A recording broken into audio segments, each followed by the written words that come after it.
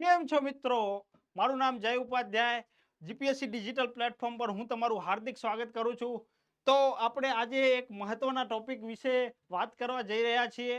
તો બંધારણ એક એવો વિષય, જટિલ વિષય છે કે જેને જાણવો બહુ અઘરો પડે છે. જેના અંદર બહુ જ ટોપિકો છે જે વિશે આપણે જાણવું બહુ જ અઘરું છે. તો આજે આપણે ભાગ 5, બંધારણના ભાગ 5 વિશે જાણીશું. ભાગ 5માં શું શું છે અને મેન તો આપણે ભારતના રાષ્ટ્રપતિ વિશે વિસ્તૃતમાં ચર્ચા કરીશું. તો ભાગ 5માં અનુચ્છેદ 52 થી 78માં કાર્યપાલિકાનું વર્ણન છે. હવે કાર્યપાલિકામાં રાષ્ટ્રપતિ, ઉપરાષ્ટ્રપતિ, ભારતના વડાપ્રધાન, મંત્રીમંડળ છે, પછી મહાન્યાયવાદીનો સમાવેશ એક કાર્યપાલિકામાં થાય છે. હવે આપણે મેન વસ્તુ છે કે ભારતના રાષ્ટ્રપતિના કાર્યો શું છે, તેમની સત્તા શું છે, તેમની ચૂંટણીની પ્રક્રિયા કઈ કઈ રીતે કરવામાં આવે છે, તો એ વિશે આપણે વિસ્તૃતમાં ચર્ચા કરીશું. તો એક તો ભારતના રાષ્ટ્રપતિ એ બંધારણના સર્વોચ્ચ પદમાંથી એક છે, જે હેડ ઓફ સ્ટેટ કહેવામાં આવે છે. તેઓ ભારતના પ્રથમ નાગરિક છે, જે ફર્સ્ટ સિટીઝન ઓફ ઇન્ડિયા, અને એકતાનું પ્રતીક માનવામાં આવે છે. તો રાષ્ટ્રની એકતા, અખંડિતતા અને એકાત્મકનું પ્રતીક એ ભારતના રાષ્ટ્રપતિ છે. તો હવે અનુચ્છેદ ઉપર આપણે જોઈએ કે બંધારણના અનુચ્છેદ 52માં ભારતના એક રાષ્ટ્રપતિ રહેશે એવો ઉલ્લેખ કરવામાં આવ્યો છે કે ભારતના એક રાષ્ટ્રપતિ રહેશે અનુચ્છેદ 52માં. તો 52 થી 78 એ કાર્યપાલિકા, એમાં કાર્યપાલિકાનું વર્ણન છે, જેમાં ઘણા બધા. તો હવે જોઈએ આપણે રાષ્ટ્રપતિની ચૂંટણીની પ્રક્રિયા. તો રાષ્ટ્રપતિની ચૂંટણી એ કઈ રીતની ચૂંટણી થાય છે, કઈ સિસ્ટમમાં ચૂંટણી થાય છે, પછી જે એમપી છે, એમએલએ છે, એમના મતોનું મૂલ્ય કઈ રીતે કાઉન્ટ કરવામાં આવે છે. તો સૌપ્રથમ જોઈએ કે રાષ્ટ્રપતિની ચૂંટણી એક પરોક્ષ ચૂંટણી છે, જે લોકો દ્વારા સીધા નહીં પરંતુ નિર્વાચક મંડળ દ્વારા જે ચૂંટાયેલા આપણા પ્રતિનિધિઓ છે, એ ચૂંટાયેલા પ્રતિનિધિઓ એ રાષ્ટ્રપતિની ચૂંટણીમાં ભાગ લેશે. તો એક મહત્વની બાબત એ છે કે અહીંયા જ્યારે જીપીએસસીમાં અમુક ક્વેશ્ચનો એવા ટાઈપના જે વિધાન વાક્યો તરીકે પૂછાય છે, એમાં ઘણી વખત આ ક્વેશ્ચનમાં ઘણી વખત એને ફેવરીને પૂછવામાં આવે છે, જેથી ઘણું કન્ફ્યુઝન થાય છે. તો આપણે આનું અલગ અલગ કરીને એક વખત જોઈ લઈએ. તો એક તો રાષ્ટ્રપતિની ચૂંટણીમાં ભાગ જે લે છે એ, અને જે ભાગ નથી લેતા, જે ભાગ ન લઈ શકે, તો એવા સભ્યો કોણ કોણ છે એ આપણે જોઈએ. તો હવે જુઓ, એક તો કોણ ભાગ લઈ શકે છે. તો સંસદના બંને ગૃહ, લોકસભા અને રાજ્યસભાના ચૂંટાયેલા સભ્યો એ રાષ્ટ્રપતિની ચૂંટણીમાં ભાગ લેશે. તો સંસદના બંને ગૃહના ચૂંટાયેલા સભ્યો ભાગ લેશે.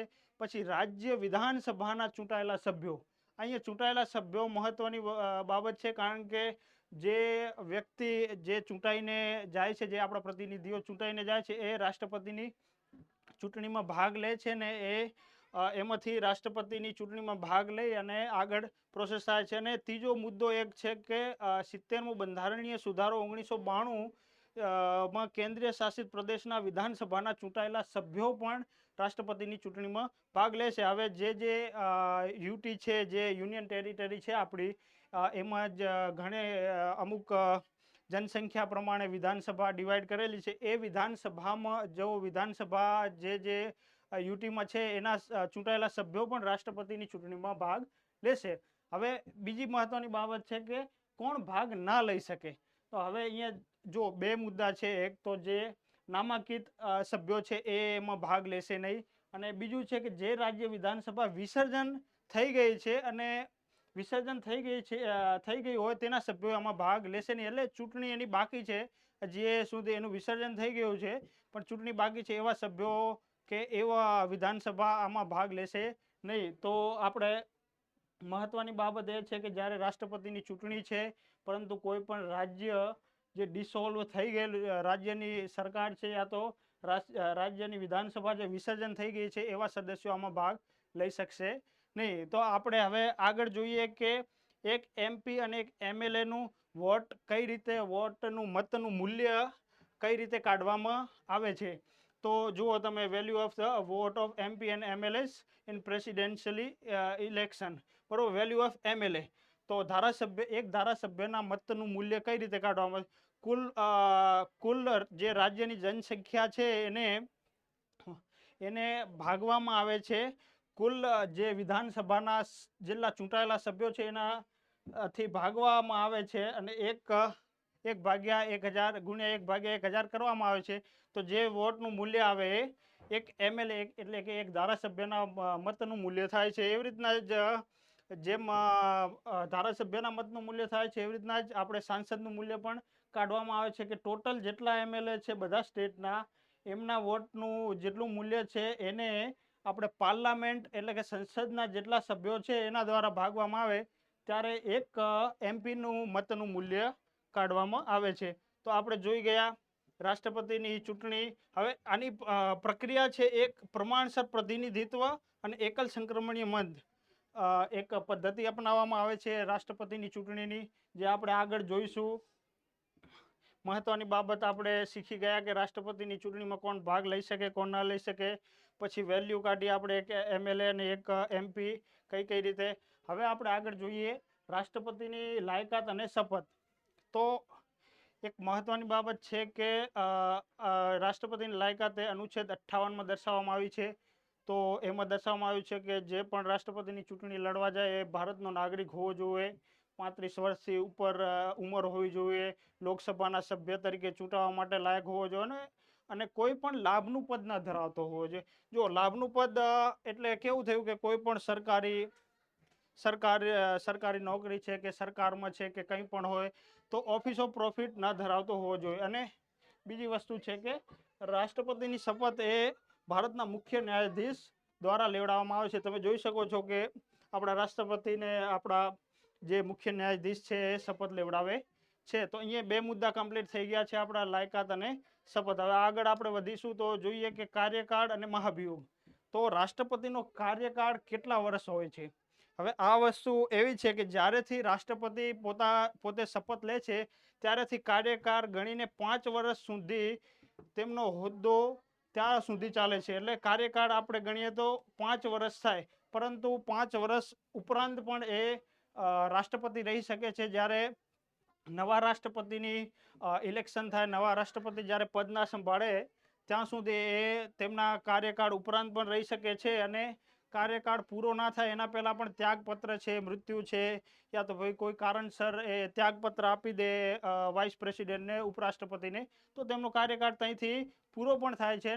અને રાષ્ટ્રપતિનું પદ એવું છે કે જ્યારે તે કોઈ દિવસ ખાલી રહેતું નથી. રાષ્ટ્રપતિનું પદ કોઈ દિવસ ખાલી પડતું નથી, કારણ કે જ્યારે નવા રાષ્ટ્રપતિ આવે ત્યાં સુધી જે રાષ્ટ્રપતિ છે એ સંભાળે છે, પછી નવા રાષ્ટ્રપતિ થઈ જાય છે, અને ઇનકેસ જો કોઈ કારણસર ત્યાગપત્ર આપે તો ઉપરાષ્ટ્રપતિ એ રાષ્ટ્રપતિ તરીકે ફરજ બજાવે છે. રાજીનામું આપણે જોઈએ તો રાજીનામું એ ઉપરાષ્ટ્રપતિને લેખિત આપે છે. અને બીજો એક મહત્વનો પોઈન્ટ છે મહાભિયોગ, જે અનુચ્છેદ 61માં દર્શાવવામાં આવે છે. નોર્મલ બંધારણમાં એવું ઉલ્લેખ છે કે બંધારણના ભંગ બદલ સંસદ દ્વારા દૂર કરી શકાય છે. રાષ્ટ્રપતિને સંસદ દ્વારા મહાભિયોગ લાવી શકાય છે. તો આપણે આગળ જોઈએ કે મહાભિયોગની પ્રક્રિયા કઈ. તો મહાભિયોગ એ અનુચ્છેદ 61માં દર્શાવવામાં આવ્યું છે. તો મહાભિયોગની જે પ્રસ્તાવ છે એ સંસદના કોઈ પણ ગૃહમાં એનો આરંભ થઈ શકે છે, કે લોકસભા યા તો રાજ્યસભા કોઈ પણ ગૃહમાં સંસદનો, પરંતુ એના માટે 1/4 એટલે 1/4 સભ્યોનો હસ્તાક્ષર એ પ્રસ્તાવ પર જરૂરી છે. તો જ આ મહાભિયોગ ગણવામાં આવશે. અને મહાભિયોગના પ્રસ્તાવને 2/3 બહુમતીથી પ્રસારિત કરવો એ જરૂરી છે, કારણ કે આ બહુમતથી પ્રસાર ના થાય તો એ પ્રસ્તાવ ફેલ થઈ જાય છે યા તો રદ થઈ જાય છે. હવે આપણે જોઈએ કે સંસદની એક અર્ધન્યાયિક પ્રક્રિયા કે જેમાં સંસદના બંને ગૃહના નામાંકિત સભ્યો જેને રાષ્ટ્રપતિની ચૂંટણીમાં ભાગ નથી લીધો પરંતુ એ રાષ્ટ્રપતિના મહાભિયોગમાં ભાગ લઈ શકે છે. અહીંયા ચૂંટણી શબ્દ ખોટો લગાઈ ગયો છે. મહાભિયોગની પ્રક્રિયામાં એ ભાગ લઈ શકે છે. અને બીજો પોઈન્ટ એવો છે કે રાજ્ય વિધાનસભાના ચૂંટાયેલા સભ્યો જે રાષ્ટ્રપતિની ચૂંટણીમાં જેને ભાગ લીધો છે પણ એ મહાભિયોગમાં ભાગ લઈ શકશે નહીં. તો એક આ અર્ધન્યાયિક સંસદની એક અર્ધન્યાયિક પ્રક્રિયા તરીકે ઓળખવામાં આવે છે, કારણ કે જે લોકોએ રાષ્ટ્રપતિની ચૂંટણીમાં ભાગ લીધો છે, જેને નથી લીધો એને મહાભિયોગમાં પણ ભાગ લેવાનો થાય છે. તો આ વસ્તુ એક યાદ રાખ્યા જેવી છે. તો નેક્સ્ટ આપણે જોઈશું કે રાષ્ટ્રપતિની સત્તાઓ, હવે રાષ્ટ્રપતિની કેટલી સત્તાઓ છે રાષ્ટ્રપતિના કાર્યોની, તો રાષ્ટ્રપતિ કને ટોટલ 7 સત્તાઓ છે. કારોબારી સત્તા થઈ ગઈ, ધારાકીય સત્તા થઈ ગઈ, કટોકટીની સત્તા છે, વિટોની સત્તા છે, પછી જોઈએ કે વટહુકુમ બહાર પાડવાની સત્તા છે, અને ક્ષમાદાન કરવાની સત્તા છે. તો આવી રીતના થઈને રાષ્ટ્રપતિ પાસે ટોટલ 7 સત્તાઓ છે. તો હવે કારોબારી સત્તા આપણે જોઈએ કે એક્ઝિક્યુટિવ પાવર્સ, તો રાષ્ટ્રપતિ કને એક્ઝિક્યુટિવ પાવર્સ એટલે કયા કયા પાવર્સ કહેવાય, તો પ્રથમ તો નિમણૂક કરવાની, તો વડાપ્રધાન છે, મંત્રી છે, રાજ્યના રાજ્યપાલ છે, એટર્ની જનરલ છે, સીએજી છે, ચૂંટણી કમિશનરો વગેરેની નિમણૂક એ રાષ્ટ્રપતિ કરે છે. પછી માહિતી મેળવવાનો અધિકાર, તો હવે કોઈ પણ બાબત છે, વહીવટી બાબત હોય કે કાયદાકીય દરખાસ્તો હોય, તે અંગે વડાપ્રધાન પાસેથી એ રાષ્ટ્રપતિ માહિતી મંગાવી શકે છે. રાષ્ટ્રપતિ વચ્ચે જે પણ કંઈ માહિતીની આપ લે કરે છે એ કરી શકે છે. પછી શાસન સંચાલન છે, ભારત સરકારની તમામ કારોબારી જે કાર્યવાહી આપણે કહી શકીએ એ રાષ્ટ્રપતિના નામે જ કરવામાં આવે છે. પછી છે કે કોઈ પણ અનુસૂચિત જાતિ, જનજાતિ કે અન્ય પછાત વર્ગોની સ્થિતિ તપાસવા માટે કોઈ પણ કમિશનની નિમણૂક કરી શકે છે. આ બધી આપણે જોઈ કે એ કારોબારી સત્તા છે. હવે નેક્સ્ટ જોઈએ આપણે ધારાકીય સત્તાઓ, લેજિસ્લેટિવ પાવર. તો રાષ્ટ્રપતિ કને ધારાકીય સત્તાઓ કઈ કઈ છે, તો જ્યારે કોઈ પણ પક્ષ બહુમત સાબિત કરે ત્યારે સંસદનું સત્ર બોલાવવાનું, સત્રાવાસન કરાવવાનું એ રાષ્ટ્રપતિ દ્વારા કરવામાં આવે છે. પ્રથમ સત્ર રાષ્ટ્રપતિ બોલાવે છે. પછી લોકસભાનું કોઈ વખત આપણે સાંભળ્યું કે અવિશ્વાસ પ્રસ્તાવ જો મંજૂર થઈ જાય તો લોકસભાનું વિસર્જન કરવાનું એ રાષ્ટ્રપતિ કરે છે. પછી કોઈ પણ ગૃહ, જ્યારે કોઈ ખરડો છે એ કોઈ પણ ગૃહમાં, ધારો કે લોકસભામાં પ્રસાર થઈ જાય પણ રાજ્યસભામાં પ્રસાર ના થતો, યા તો રાજ્યસભામાં પ્રસાર થાય તો લોકસભામાં ના પ્રસાર થતો હોય, તો આવી સ્થિતિમાં રાષ્ટ્રપતિ સંયુક્ત બેઠક બોલાવી શકે છે, જોઈન્ટ સિટિંગ બોલાવી શકે છે. સંયુક્ત બેઠક બોલાવવામાં આવે છે, જોઈન્ટ સિટિંગ કરવામાં આવે છે. ત્યારે એક મહત્વની બાબત છે કે જ્યારે પણ સંયુક્ત બેઠક બોલાવવામાં આવે ત્યારે તેની અધ્યક્ષતા એ લોકસભાના અધ્યક્ષ જ કરશે. આ વસ્તુ આપણે આગળ જ્યારે પીઠાસીન અધિકારીઓ વિશે જાણશું ત્યારે આ વસ્તુ આપણે વિસ્તૃત આની ચર્ચા કરીશું. પછી છે કે રાજ્યસભામાં 12 સભ્યો છે, એ સાહિત્ય, કળા, સમાજ સેવા વગેરે રાષ્ટ્રપતિ દ્વારા નામાંકિત કરવામાં આવે છે. ખરડાને મંજૂરી, જ્યારે સંસદ કોઈ પણ ખરડાને બંને સભ્યો દ્વારા પારિત કરવામાં આવે ત્યારે જ્યાં સુધી રાષ્ટ્રપતિ તેની સ્વીકૃતિ ના આપે ત્યાં સુધી એ કાયદો બનતો નથી. તો આ બધી થઈ ગઈ રાષ્ટ્રપતિની લેજિસ્લેટિવ પાવર, ધારાકીય સત્તાઓ. હવે આપણે આગળ જોઈએ કટોકટીની સત્તાઓ. ઇમરજન્સી આપણે કહીએ કે કટોકટીની અમુક સત્તાઓ એ રાષ્ટ્રપતિ પાસે જ છે. તો એક તો રાષ્ટ્રીય કટોકટી લગાવવાની સત્તા. અનુચ્છેદ 352 પ્રમાણે યુદ્ધ, બાહ્ય આક્રમણ અથવા સશસ્ત્ર બળવો જ્યારે પણ થાય ત્યારે પૂરેપૂરી રાષ્ટ્રીય કટોકટી લગાવી શકે છે. બીજી છે રાષ્ટ્રપતિ શાસન. કોઈ પણ રાજ્ય એ બંધારણનું પાલન ના કરે, બંધારણીય તંત્રની રાજ્યમાં નિષ્ફળતા જણાય ત્યારે રાજ્યપાલ એક પ્રસ્તાવ રાષ્ટ્રપતિ કને મૂકે છે, અને રાષ્ટ્રપતિ કને સત્તા છે કે ત્યાં રાષ્ટ્રપતિ શાસન લગાવવા, જે તે રાજ્યમાં રાષ્ટ્રપતિ શાસન લગાવી દે છે. હવે જ્યારે રાષ્ટ્રપતિ શાસન લાગે ત્યારે એ બંધારણીય તરીકાથી, અને જ્યારે રાજ્યમાં એ રાજ્યપાલના શાસન અંદર જતું રહે છે અને રાષ્ટ્રપતિ તેનું સંચાલન કરે છે. નાણાકીય કટોકટી, અનુચ્છેદ 360 ભારતીય નાણાકીય સ્થિરતાને જોખમ હોય ત્યારે નાણાકીય કટોકટી લગાવવામાં આવે છે. આ કટોકટી આજ દિન સુધી કોઈ વખત લગાવેલી નથી. હવે આપણે આગળ જોઈએ વિટો સત્તા. તો અમુક જ્યારે પણ સંસદ જ્યારે પણ કોઈ પણ પ્રસ્તાવ યા તો ખરડો પાસ કરે છે ત્યારે રાષ્ટ્રપતિ કને વિટો સત્તા છે. વિટો સત્તા એટલે કોઈ પણ ખરડાને એ મંજૂર કરી શકે છે, યા તો મંજૂર નથી કરી શકતા, યા તો બીજી વખત એ પુનઃ વિચારણા માટે બીજી વખત ખરડાને સંસદના કોઈ પણ જે તે ગૃહમાં મોકલી શકે છે. તો રાષ્ટ્રપતિ કને 3 વિટો શક્તિ છે. એક તો છે અત્યંતિક વિટો, બીજો છે ત્રણ વિટો શક્તિ છે. એક તો છે અત્યંતિક વિટો, બીજો છે નિલંબનકારી વિટો, ત્રીજો છે પોકેટ વિટો. બરોબર. હવે ત્રણમાંથી આપણે ત્રણેયના ડિફરન્ટ જોઈ લઈએ. તો અત્યંતિક વિટોમાં ખરડાને મંજૂરી આપવાની ચોખ્ખી જ ના પાડી દે. આથી ખરડો એકદમ રદ થઈ જાય છે. હવે કોઈ પણ બિલ આવે, કોઈ પણ ખરડો આવે તો રાષ્ટ્રપતિ એની સ્વીકૃતિ આપતા જ નથી, એ અસ્વીકાર જ કરે છે, એટલે આ ખરડો રદ થઈ ગયેલો ગણાય છે. પછી જોઈએ નિલંબનકારી વીટો, જે ખરડાને પુનઃ વિચારણા માટે સંસદમાં પરત મોકલી શકે છે, તો એ રાષ્ટ્રપતિ એને મંજૂરી, પછી જ્યારે જો સંસદ એક વખત પુનઃ વિચારણા માટે સંસદમાં મોકલે, પછી ફરીથી જો સંસદ એ ફરીથી એમાં ભલે સુધારણા વધારણા ના કરે ને એનો એ ફરીથી પ્રસાર કરીએ તો રાષ્ટ્રપતિને મંજૂરી આપવી જ પડે છે, આ બાધ્ય છે. પછી ત્રીજો જોઈએ પોકેટ વીટો, રાષ્ટ્રપતિ ખરડા પર કોઈ નિર્ણય લેતા નથી, રાષ્ટ્રપતિ ખરડા પર કોઈ પ્રકારનો નિર્ણય લેતા નથી ને અનિશ્ચિત સમય માટે પોતાની પાસે રાખી મૂકે છે, એટલે આ ખરડો પણ અમુક સમયે રદ શક્તિનો ઉપયોગ કર્યો હતો, એક ઉદાહરણ છે. આગળ આપણે જોઈએ તો ખરડા વિશે આપણે જોઈએ કે 3 ટાઈપના ખરડામાં રાષ્ટ્રપતિ કયા કયા વીટો વાપરી શકે છે. એક તો સામાન્ય ખરડો થઈ ગયો, નાણાં ખરડો થઈ ગયો ને બંધારણીય સુધારો. તો સામાન્ય ખરડામાં 3 વીટો નો રાષ્ટ્રપતિ ઉપયોગ કરી શકે છે, યા તો સ્વીકારી શકે, યા તો અસ્વીકાર કરી શકે, યા તો પાછો મોકલી શકે. નાણાં ખરડામાં સ્વીકારી શકે છે યા તો અસ્વીકારી શકે છે. આમાં જે આ ખરડાની વાત આપણે કરી, નિલંબનકારી ખરડો, એ ખરડો નાણાં ખરડામાં આ ખરડો આ વીટો શક્તિ એ ઉપયોગ કરી શકતા નથી, તેને કોઈ પણ જે તે ગૃહમાં એ પાછું મોકલાવી શકતા નથી, અને બંધારણીય સુધારામાં કોઈ પણ જાતનો વીટો એ રાષ્ટ્રપતિ પાસે નથી, એમને સ્વીકાર કરવો જ પડે છે.